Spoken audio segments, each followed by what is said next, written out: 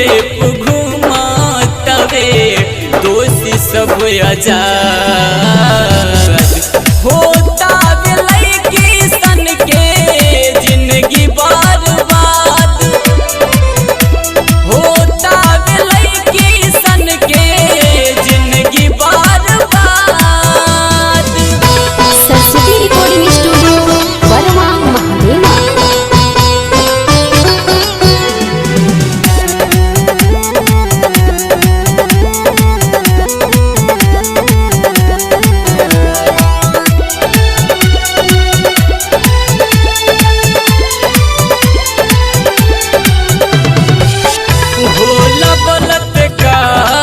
रोजे गलत कारनामा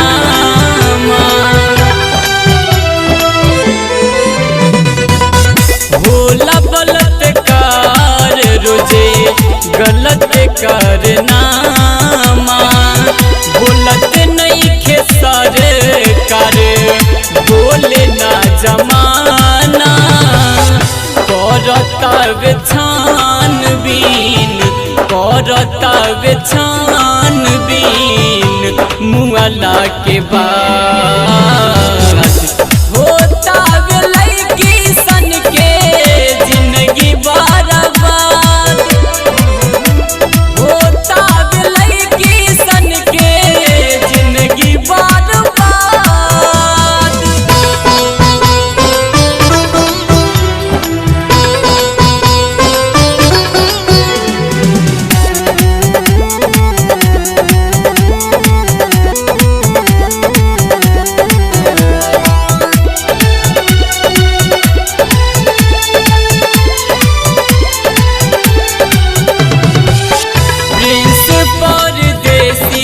लिख के इंसाफ मांगे प्रिंस परदेसी लिख के इंसाफ मांगे संदीप परदेसी निर्भय कहे इंडिया जागे डूब जाई भारत नाता डूब जाई भारत नाता करी जा विचार होता बेलई किसन के जिंदगी बर्बाद होता बेलई किसन के जिंदगी बर्बाद। सरस्वती रिकॉर्डिंग स्टूडियो बरवा महादेवा।